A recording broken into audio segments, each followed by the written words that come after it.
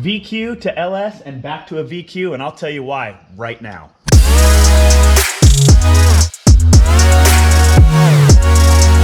What's up, everybody? Happy Wednesday. I guess it's been a while since I've talked to you. It's probably been about 2 weeks. My last video that posted was the swap video, not this swap video, but the one for Caleb's car, the how to remove and install, and felt like it was time to make another video. I've been getting a lot of comments down in the comment section about what happened to my LS, why did I go back to a VQ, and I'm here to explain it for you. As you guys can see, this is actually my favorite platform in the car. Now having an LS car and a VQ with a Vortech Supercharger, this works for me and it's my favorite. And I'm gonna explain why in just a second.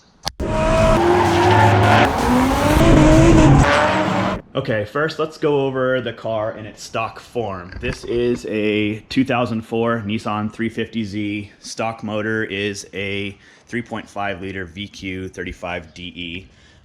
The DE and the HR are a little bit different. The DE is the more commonly known one, about 300 base horsepower and right around 300 base torque, if my numbers are correct, somewhere right around there.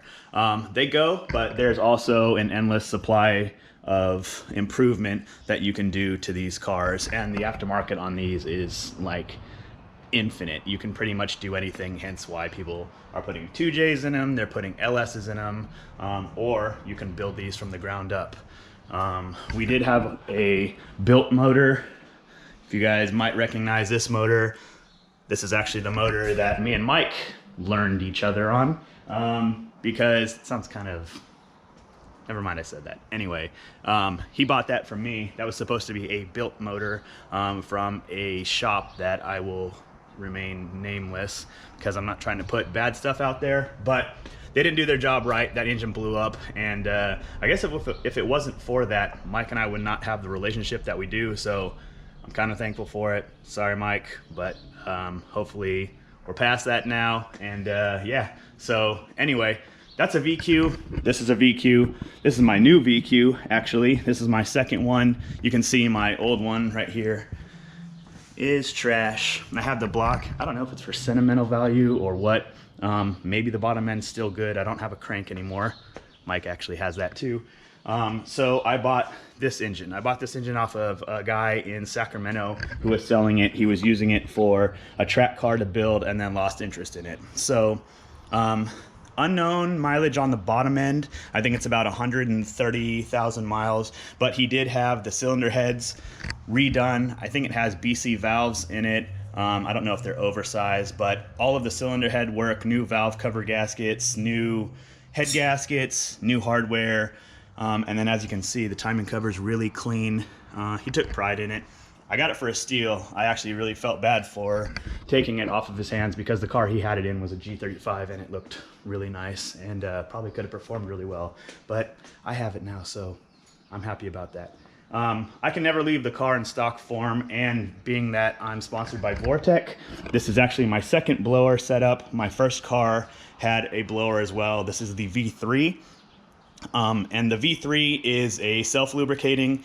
If you look under here, there's this line right here is actually the drain tube for it.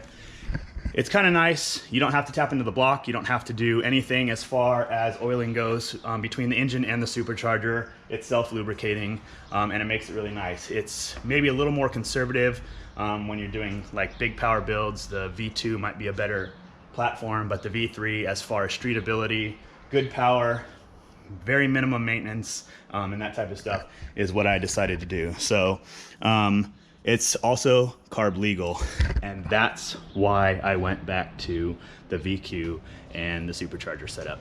Not only is it a setup that I'm comfortable with and that I have, let me catch my breath here real quick.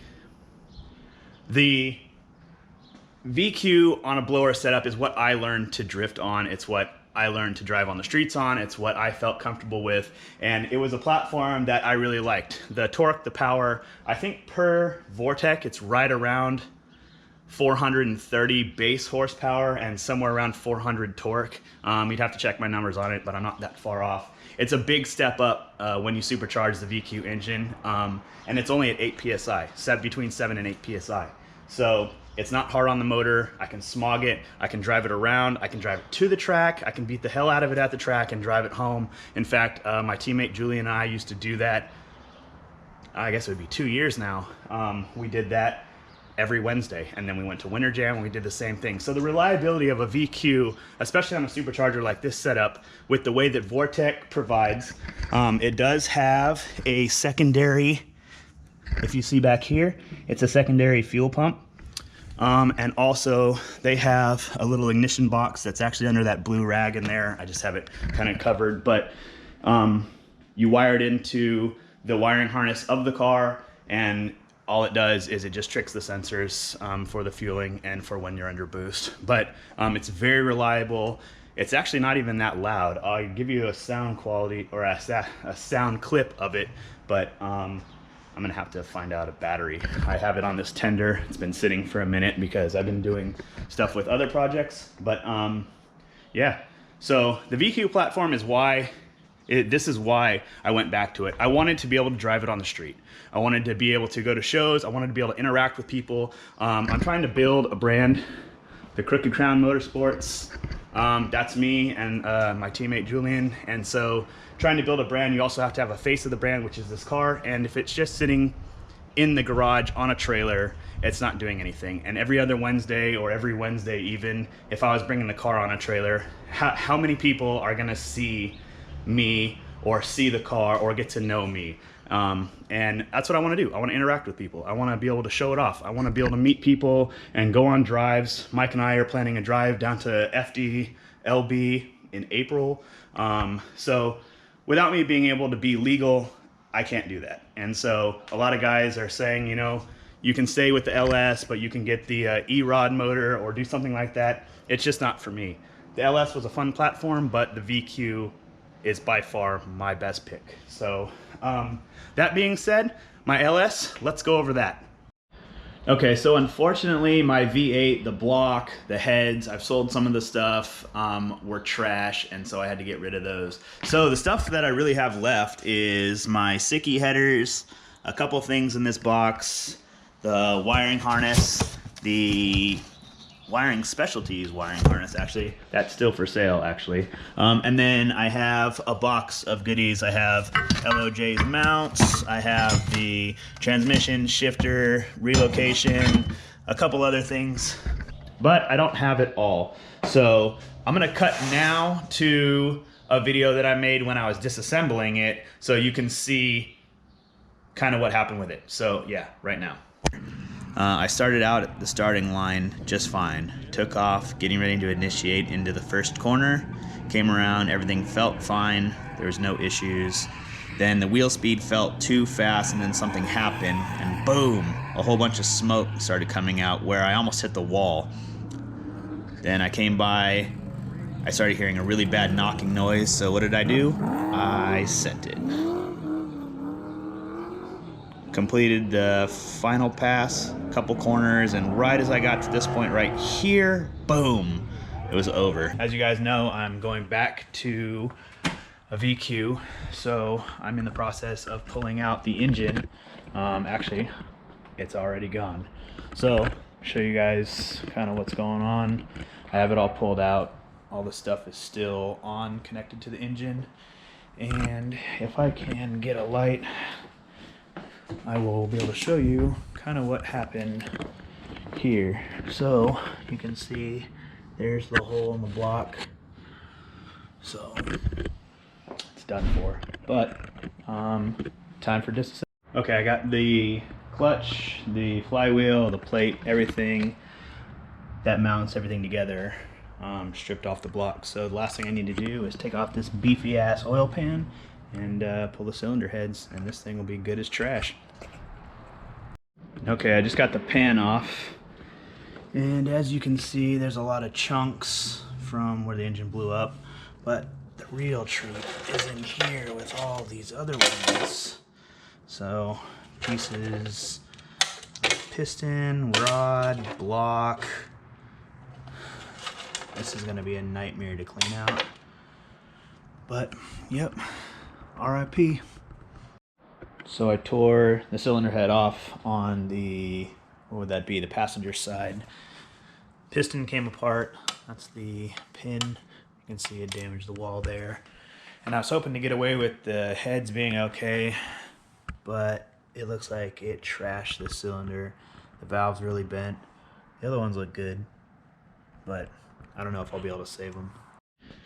Okay, so now after seeing that, I kind of wanted to explain to you too with the LS. People are also asking me, why don't you just buy another LS? You had everything set up in there. Along with what I said with being able to drive on the street, smog reasons, and I guess reliability. Some people say LSs are super reliable.